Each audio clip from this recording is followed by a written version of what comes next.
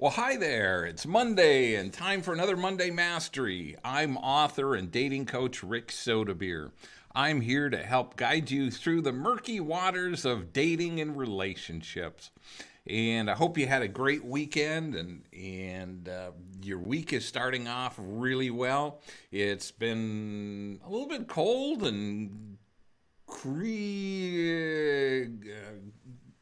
not crusty, but it's been a little cold and rainy and drizzly, and for a good part of the weekend, Saturday and again today, and uh, it's that way up in Upper Michigan a lot of times in the month of June. I've experienced many times where May can be just absolutely gorgeous, and you get into June and it's like, oh man, where'd our nice weather go? And then it gets back into July, and you got July, August, and the first part of September, and we're good to go. I'm going to change glasses here real quick. Um, so I found a friend of mine got me some great glasses. They're kind of I guess a blue blocker, or they're computer or TV or something type glasses, but they block out a lot of the blue light, and it really they really are nice. And I've noticed that I don't have the eye strain that I used to have, spending so much time on the computer.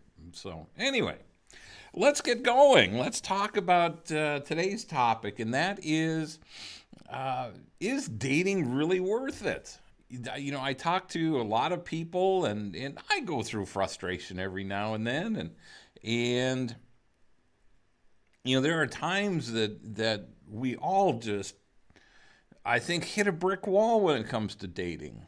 And it seems lately that I've come across a lot of people that just have had it. They just want to give up. And I feel, and I understand. And on the other side, of that equation, I feel sorry for them uh, because there's still yet so much to be found out. There are so many people to meet. There are so many great possibilities, so many great possible relationships out there. But sometimes it just doesn't.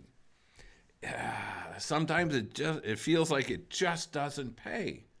Because it seems, at least for me, I've gone through spells where it's like one bad date after another, and it's one bad relationship, and I can't say it's a bad relationship because they generally don't last that long, but you date somebody for three or four or five dates, and pretty soon, it's like, yeah, no, this just isn't working, so we got to start all over again. So a lot of times it's just you throw your hands up and say, what's the point? Well, the point is that at least for me, and I'd like to impart this on you. The point is that it every experience is not going to be. We're not going to hit a home run.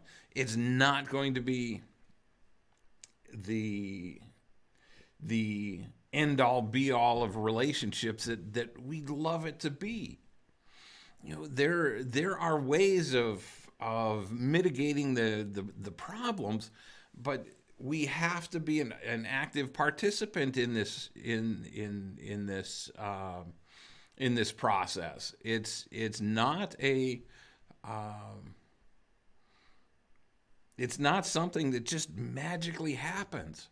Now, I'd love for it to be able to, for everyone to just be able to roll right into their next relationship, and boom, there you go. It's very little effort, very little time, and the idea is that the hope would be that that you don't have to invest a lot of effort.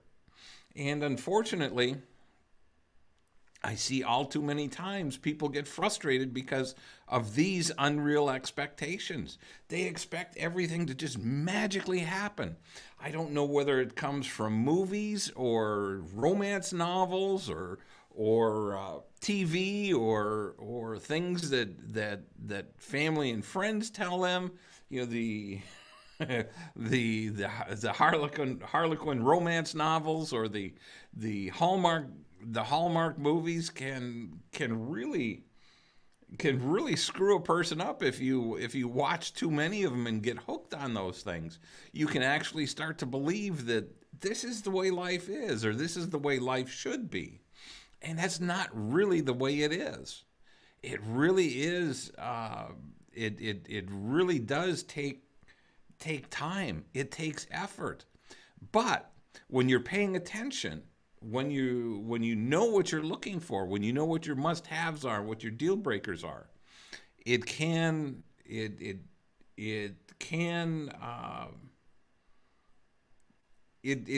come true.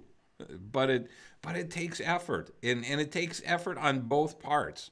And that's what's so hard to judge sometimes, is how much effort the other person is putting into the relationship. How much are they how invested in the relationship are they? And one of the key things that I found is that if you try to force a relationship, it's only going to create a bigger problem. When you try to force a relationship, when you're the one that's giving 110%, when you're the one that's bending over backwards to make this relationship work, when you're sticking around to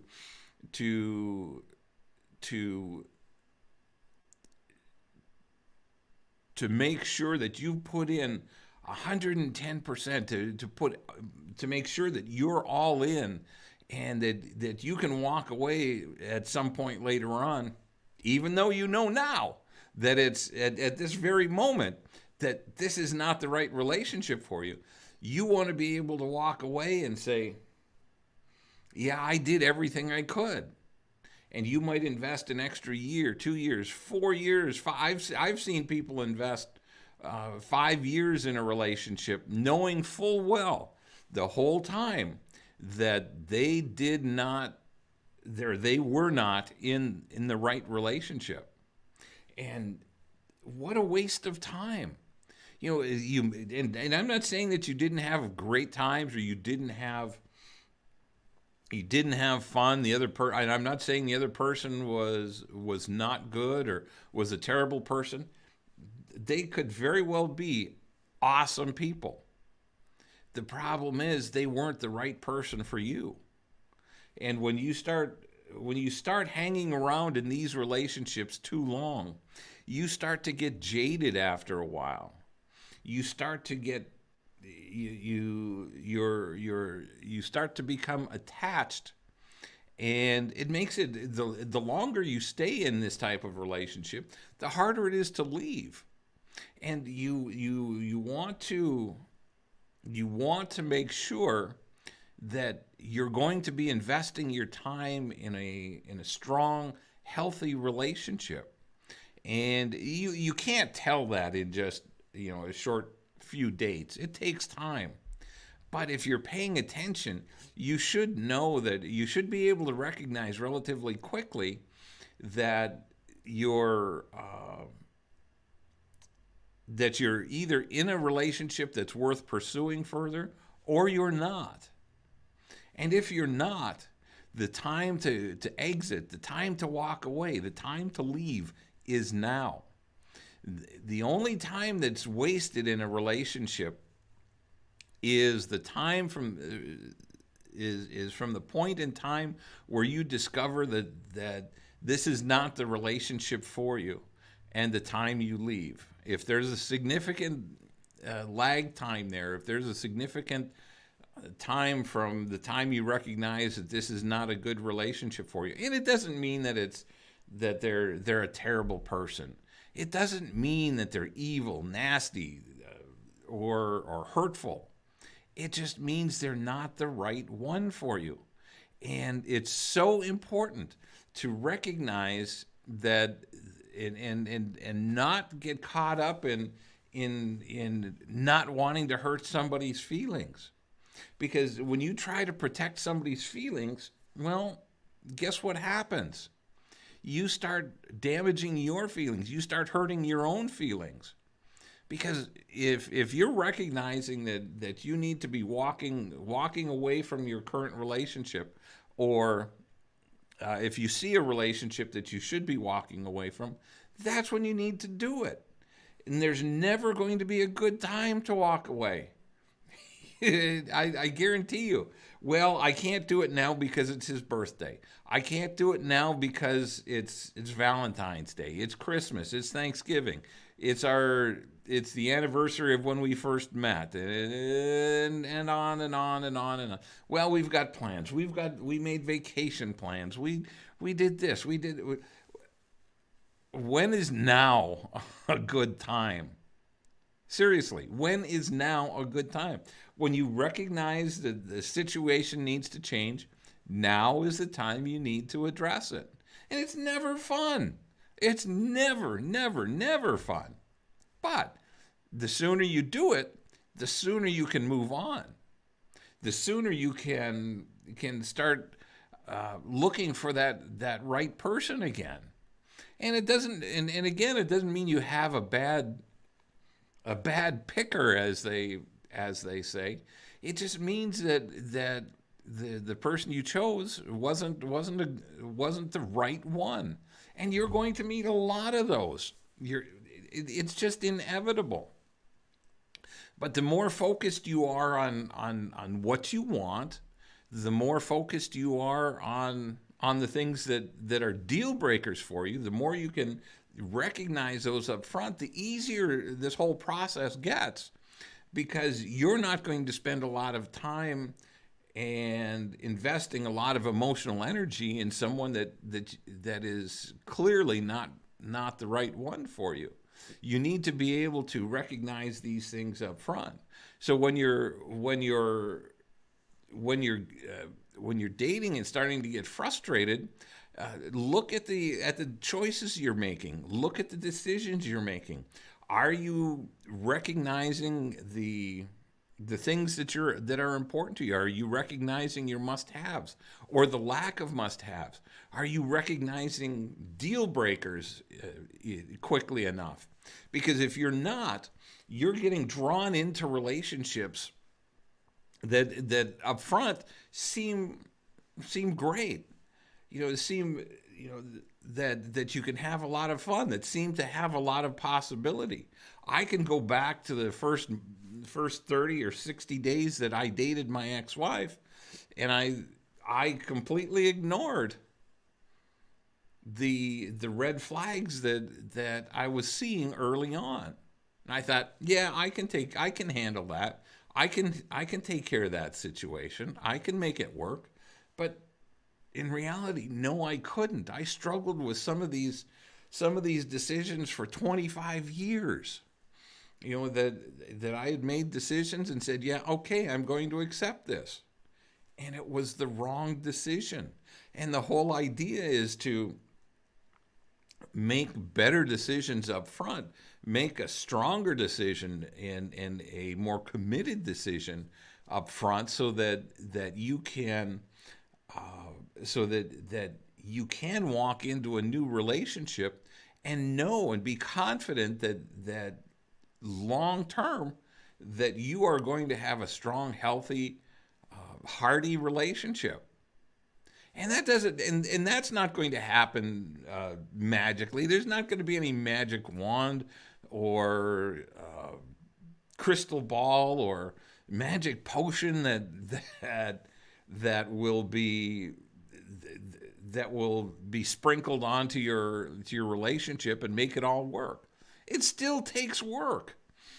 But when you're working together, when you're working with someone that you love, when you're working with someone that has common values, common interests, it makes the whole process a lot easier.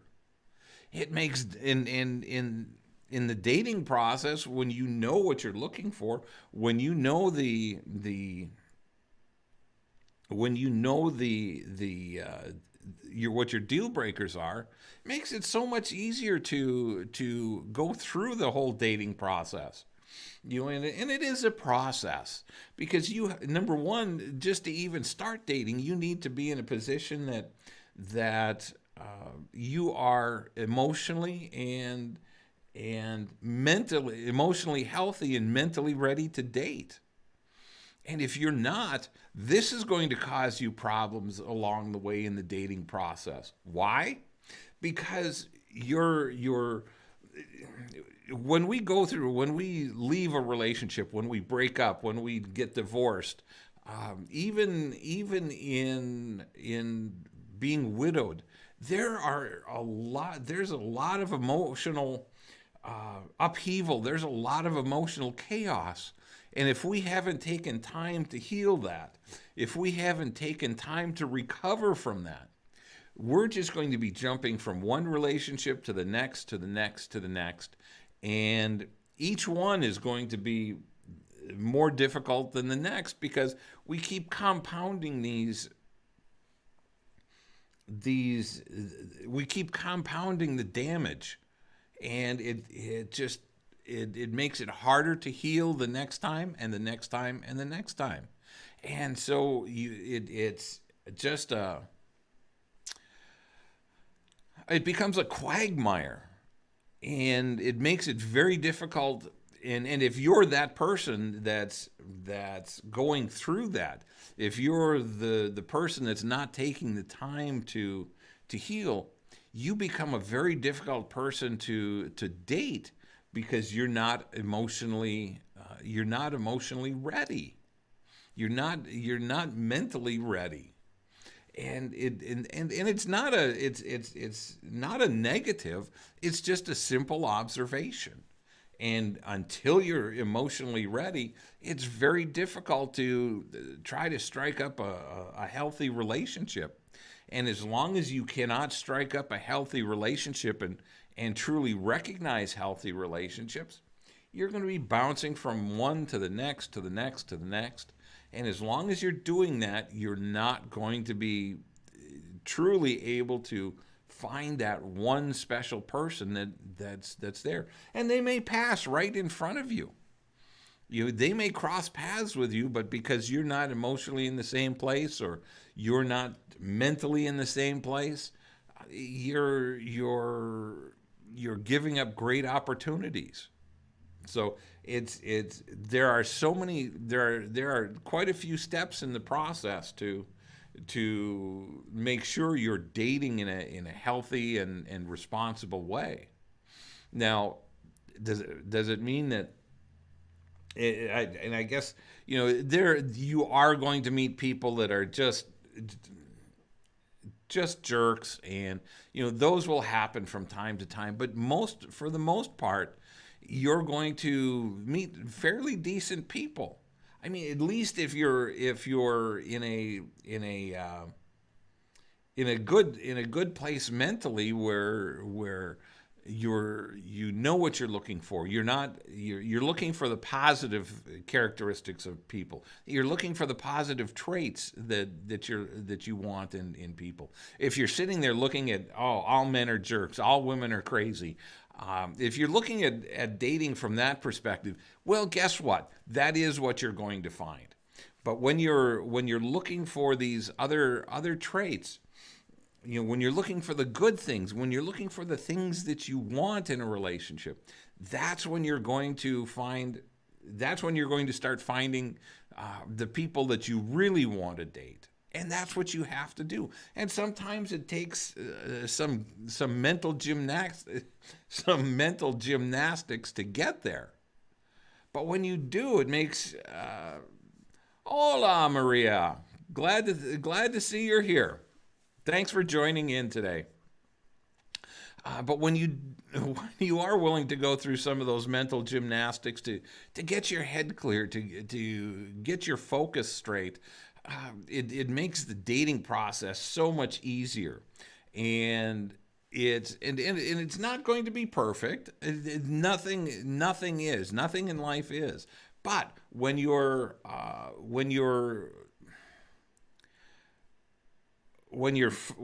focus is correct, and you know what you're looking for, and you know the things that you want to avoid, the whole process becomes much more streamlined, and it helps you avoid spending the agonizing days, weeks, months, and sometimes even years in dating relationships that aren't right. And ladies, this is mostly on you, but some guys too. When you're dating somebody and you just have that feeling that I just don't think he's the right one, but I want to give it I want to give it everything I've got. I don't want to give up too soon. My philosophy is give up. Give up soon, because it's not going to change. It's not going to get any better. What you see now is what you're going to see a week from now, 5 weeks from now, 10 weeks from now, 5 years from now. It's just not going to change. People are who they are, and if you're letting them just drag it out, you're just wasting a lot of your time, and you're wasting their time. So if you've got any questions, if anybody's got any questions, pop in. I see a lot of people have been popping in and out here. So if you've got questions, feel free to ask. That's what I'm here for. If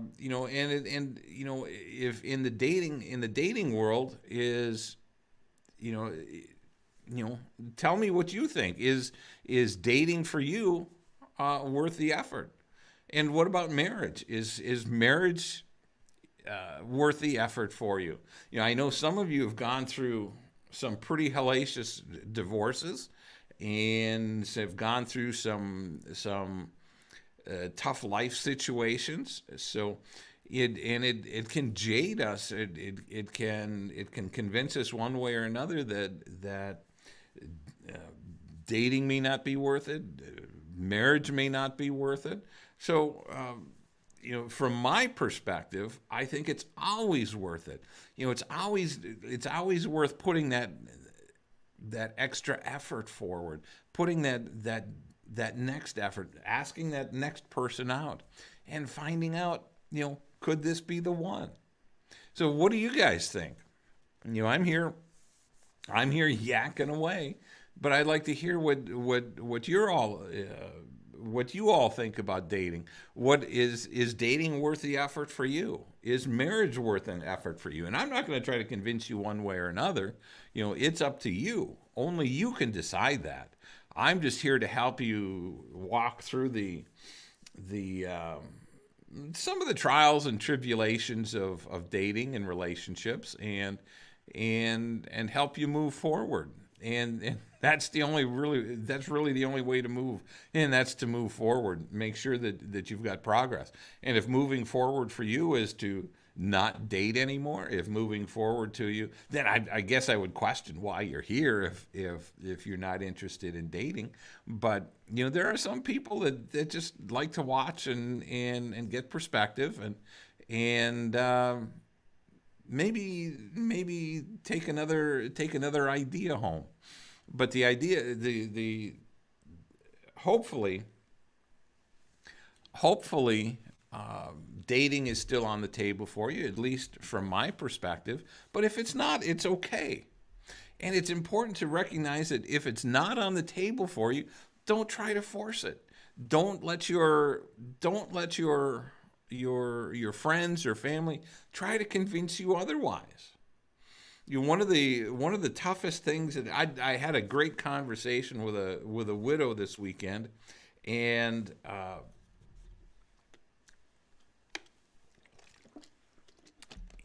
she is just now in the process, after about a little over 6 years being widowed, is just now starting to get back out into the dating world.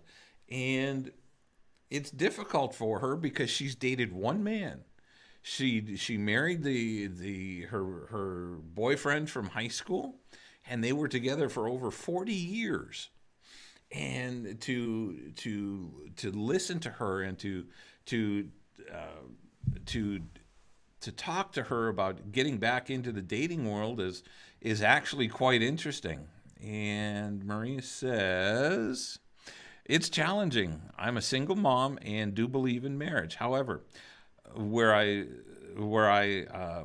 live, most men are not ready for committed relationships. It takes time and patience. Oh, absolutely. And you're right, Marie. It does. It can be a challenge, and you bring up a good point. And I hear this most often from ladies, but I do hear it. Hey, Kathy, thanks for joining in. But I do hear it from a few men too, that that you know he told me that he didn't want to get married, and I thought I would wait around, and I thought I could convince him that if we got along really well, that he'd change his mind. And the problem with that is that you're trying to change someone. Whether you recognize it or not, you're trying to change someone's values or someone's opinions. And that's not the idea of dating. That's not the idea of trying to find your soulmate. You're not going to it's not going to work by changing them or convincing them that they need to marry you. And when you start doing that, it's only going to create problems. If he does it, he or she does it, it will probably be begrudgingly. And then 5 years, 10 years down the road, then you've got this war of words that's saying, well, I never wanted to get married anyway. And the fact is, he told you. And if he tells you up front that or when he tells you up front that he doesn't want to get married, then it's time to listen and says, okay, well, I appreciate it. My goal is to ultimately be married again and to move on. And Kathy says, I can't find anyone I click with. Is something wrong with me? No, there's nothing wrong with you, Kathy. And the idea is to find that one special person, and it may take some time.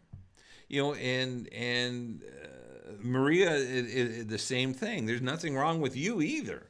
I'm hoping both of you realize that finding your soulmate is a process, and it just takes time. And again, you have to be crystal clear about what you want. And the idea that you can't find anybody to click with you is just telling you that, well, I appear to be crystal clear on what I want, and I'm not settling. And I think that's to be applauded. No, it's not fun to be alone. No, it's not fun to do things. I mean, you can still date and go out casually with guys or with ladies, depending on who you are, and still develop friendships. But you don't have to. Every date you go on doesn't have to be the start of a new relationship or attempting to start a new relationship. So, remember that you, in my opinion, you can never be too picky. There's nothing wrong with you. There is, I would say, if anything, there's more problem with society today than there is with you individually. The men today have have been feminized, and women have been masculinized. I'm not sure if that's a word, but it takes, society has been trying to flip flop our roles, and that hurts the whole process, the whole relationship process. It's Hey Terry, thanks for joining in. Glad to see you're here. Yes, you have been unavailable for a while. I'm glad you're here finally. But dating is it is a process, and it's not always easy. It's not always fun and games. It's not always rainbows, butterflies, and unicorns. Just like a marriage is not rainbows, butterflies, and unicorns all the time. It takes effort. And and one of the things that I want to caution you all on is that when you're dating, the idea is not to be searching for 5, 6, 8, 10, 12 people to choose from. You're only looking for one person, and the idea is not to, if you're trying to find a dozen people to choose from, you have the wrong idea of dating. Because if you're looking for great people to choose from, then if you found that many soulmates that you have that many to choose from, then you've been searching way too long. When you find the right one, the connection will be pretty quick. With few exceptions, you're going to start recognizing early on that if you meet somebody from scratch, so to speak, from the very beginning, from the time you first meet them to the first few conversations to the first few dates, you'll start to recognize if there's some sort of connection there. And it may not just blossom into this magnificent relationship or this magnificent connection. Usually, if that happens, it's infatuation and raging hormones that are driving that relationship. And you have to be very, very careful when you start letting emotions and hormones and things like that start driving your decisions. Hey, Geneva, thanks for being here. Thanks for joining in. And Terry says, not every match will be my match. That's exactly right. You're right on. And in fact, if it's done correctly, you're going to, when you find that person that feels like your soulmate, you're going to start seeing things come together reasonably quickly. Now, that doesn't mean that things can't come crumbling apart later on. There's always the potential for issues.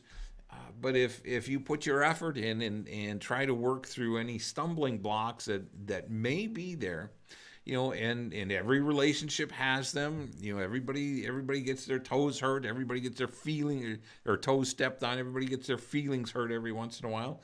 It's just part of the process. But if you're communicating in a mature way, you're going to be able to work through those things. You're going to be able to talk about those things. And I've read a great book this past, I don't know, month or so. I've been reading a book. It's called I'm gonna have to look it up here real quick. It is a really good book, and it's called Attached. I was right. And the book is on how we attach to other people, and the three basic attachment styles are a secure attachment, an insecure, and an avoider relationship. And Geneva says, "Oh my God, I had an effectuation moment, but glad I figured it out real quick." If you'd like to share, that would be awesome. And when you learn how to when you learn your attachment style, and you can learn how to become a secure person in the attachment in attachment style, by learning what your current attachment style is, whether you're an avoider or whether you're an insecure type of attachment. And I'm not going to go into all of that, all of the explanation. This is like a 5 or 6 or 7 hour audio book, but the thumbnail is that we all attach differently, and depending on our style, and we all we respond differently. And when somebody's feelings are hurt, they're going to respond one way, if you're depending on your style. And when you understand those styles, you can back away from the avoider or the insecure styles and try to learn to communicate from a secure position. And that's ultimately what we should all be striving to do. And I highly recommend getting this book if you haven't read it. But it's a great book that helps you walk through some of these things and helps you understand, if nothing else, even if you don't change, if you don't understand what's going on, or you don't adjust your communication style, it's still a great way to help you understand what's going on and why things might be getting chaotic in a lot of circumstances, because you're better able to I don't want to say control. Well, you're better able to guide the situation in the right direction. So if I really encourage you guys to take a step back and take a look at that book. Geneva, was there something that you wanted to? Is there something you wanted to share with us that would be helpful to the group? And if there is, please feel free to share it. And this is all a process. It's a matter of number one, making sure that you are mentally and emotionally ready to date, making sure that you understand how you communicate, making sure that you understand what's important to you in a relationship and what isn't. What are your deal breakers? What are the things that are just an absolute no-go? And when you start figuring these things out, it makes life a lot easier. Learn what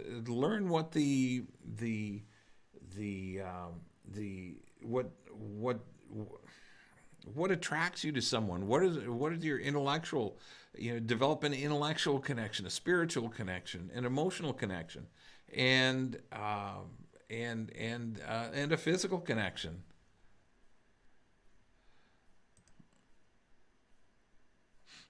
It's supposed to have said infatuation. Oh my God, I had an infatuation moment, but I had it figured out quick. That makes more sense. There you go. I was trying to figure what an infatuation moment was, but there's terminology that I don't know. There's terminology that I don't recognize. But anyway, thank you. I appreciate you for clarifying that, Geneva. Let's see. Terry says, some people say they don't know what they want. But they will know it when they see it. Yeah. And I totally disagree, and that's depending on, Terry, is serendipity. It's just waiting for something to magically happen, and if that's the way your and it can. I mean, it's just going to take a lot of time. But odds are you're going to end up settling, and you're going to end up settling. Yeah, this is as good as I'm going to get, and I'm not about as good as good as I can get. I want extraordinary. I want you to have extraordinary. I want you to be in the most magical relationship that you've ever had, and 90% of us have never experienced that. And it's something that like faith in God. You have to have faith that this type of relationship is out there. I mean, if you believe in God, you should. Odds are you believe that God has the right relationship for you. The problem is we want to jump in and tell him who it is. So when he steps in and puts the right person in the right place, you're going to know it. You're going to recognize it quickly, or reasonably quickly. Geneva says, I was head over heels for come on, Geneva, head over heels. I'm sorry, I'm picking on you. Head over heels for this guy. I didn't even slow down to see the flag. Oh God, yeah, I know. He was throwing out until I said to him, "Okay, I'm in the area." He backed out real quick and just knew something was wrong. Absolutely, it's. Without knowing the entire situation, I'm guessing he was married, or he was not who he said he was, and you were, in essence, calling his bluff. And those are the and with all due respect for those of you that hate online, and I'm assuming this was online. With all due respect for those of you that don't like online dating, that's a perfect example of how it works. And I mean from a positive perspective, that you can start developing conversation and talking to people, and then all of a sudden when you start saying, okay, here I am, they start backing away or saying, no, I can't, no, I can't, no, I can't, no, I can't. I don't have time. I've got this. Oh, something came up. I'm not feeling well. My kids are sick, or whatever it is. There's always an excuse. And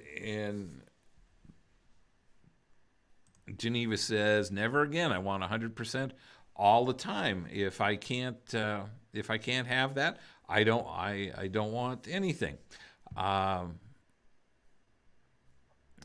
You called it right, Rick. I found out he was married. Yeah. See, and I've been doing this long enough, Geneva, that I can spot a lot of the telltale signs. If this goes for any of you. If any of you have questions, if any of you are dating somebody and have questions, is he married? Is he? Write me a note, send me a message, and say, "Hey, Rick, this is what's going on. Am I crazy? Is there something going on here?" And I can generally sniff that stuff out pretty doggone quick. And so let's save you some time, some headaches, some trouble. I'll be more than happy to walk you guys through that and help you help show you how to recognize those signs. And to move on quicker. The whole idea is not to sit around and try to figure out if somebody's the right one for you. That's it. You need to be able to determine that pretty quickly, and you need to be able to make a decision. when you make a decision and move on.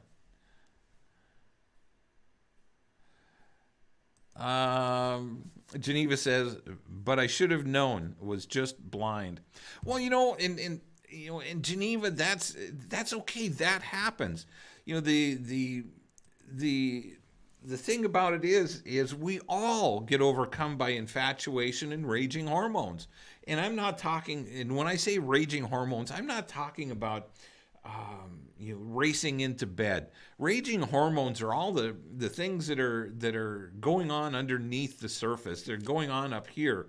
They're the dopamine, the serotonin, the cortisol, the oxytocin. All these things are going on and are triggered just by little simple things. It could be because of a look. It could be because of the touch of a hand, just walking down the street holding hands. It could be a hug. It could be any number of things that trigger these hormones. And when they do, they cause us to do sometimes very stupid things. These hormones that give us such great pleasure in relationships, especially new relationships, are the same hormones that drug users get when they get their next fix. They're the same hormones that an alcoholic. They're the same hormones that are triggered by the alcoholic when he takes his next drink, and it's just a way to increase that feeling. And what happens is over time, over several months to a couple of years, those hormones settle down. And I had somebody reach out to me not too long ago about saying, I can date a guy for a couple of years and then I get bored. And that's the scary part is and we didn't get into enough of a conversation for me to recognize whether she was just getting bored or whether she was finally recognizing that this was the wrong relationship for her, or she was just coming out of the infatuation stage and coming into the normalcy of a regular relationship. Geneva says, I highly recommend the meetup groups. I absolutely love doing the events to meet new people. That's an awesome way. Absolutely. That's a great way. You get to meet people, and you can tell if there's an interest almost within the first few minutes, but you can still meet some very nice people, have some good conversations, and move on. So but the whole idea, the going back to, I just went into a black hole here.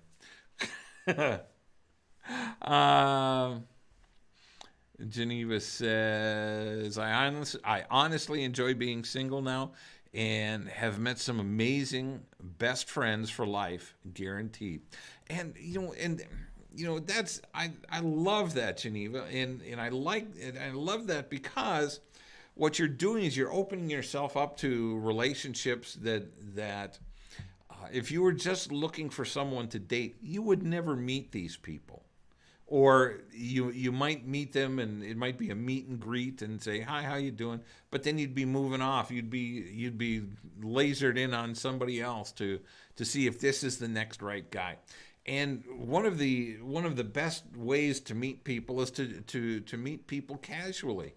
And and like Geneva pointed out, in meetup groups, and to expose that can be the wrong word, but to become exposed to a variety of other people. And when you try to do it one at a time, sometimes it becomes difficult. In a meetup, in a group session, you can get into a good group conversation, and those are great ways to connect with people. But you have to be active. You have to be a participant. You can't be sitting at home waiting for something to happen. And that's where so much of this goes wrong, is that people say, well, I'm not going to go out to a bar. I'm not going to go to and to a I'm not going to go online. Well, if you go to a meetup group, odds are at some point you're going to go to a restaurant, you're going to go to a bar, sports bar or someplace where you can have a conversation and talk and share some laughs. But you're not going there to with the old stereotype to get drunk and get picked up. It just doesn't. And I'm sure there's still a lot of that out there, and I don't hang in that atmosphere anymore. So I view going out and meeting people in a bar and meet people in a group. Just go wherever the group is going. Maybe you go kayaking, maybe you go hiking, maybe you go golfing. Although when you go golfing, you're limited to 2 or 3 or 4 people at a time, and that can be okay too. And if it's somebody new, it might be a little difficult doing it for 4 hours. But it's whatever. If you enjoy the game, awesome. So anyway, with that, if anybody has any more questions, Terry says meetup groups help me learn to talk to strangers, both men and women. Awesome, and that's so important. That is such a huge asset to you, Terry, being able to talk to strangers, just learning to strike up a conversation with anyone, anywhere, anytime. And it takes practice, and it takes a little effort. You have to step outside your comfort. And as long as you're willing to get outside of your comfort zone, as long as you're willing to sometimes make a mistake and get silly or do something, say something dumb, you're going to be in great shape.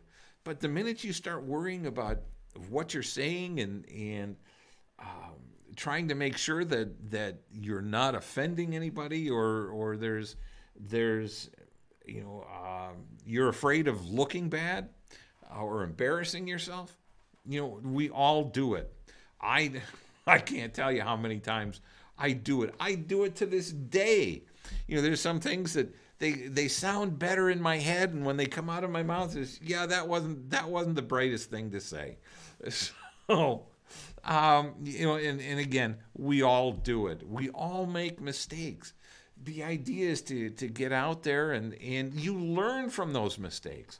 You rarely learn from doing things right every time. You learn more from making mistakes and screwing up than you do by doing it perfectly every time. Think about learning how to ride your bike. Think about learning how to tie your shoe. Think about learning how to write with a pencil or a pen. It was you made a lot of mistakes along the way. You didn't get good at it until somewhere way down the line. So anyway, but I hope that I hope this conversation was helpful for you. I hope you figured out that or hopefully dating is still something that you're interested in doing. Hopefully a lot of you are still interested in marriage. Some of you are, some of you won't, and that's okay. But the whole idea, hopefully the whole reason you're here is to expand your knowledge and expand your universe of dating and relationships. So I hope you have a great and blessed week, and I will see you all next Monday for Monday Mastery right here on Facebook and Meetup YouTube and LinkedIn. You're welcome. Thanks, Maria. Thank you, Geneva, Terry, and for all the others that bopped in and out. Glad you were all here. See you next week.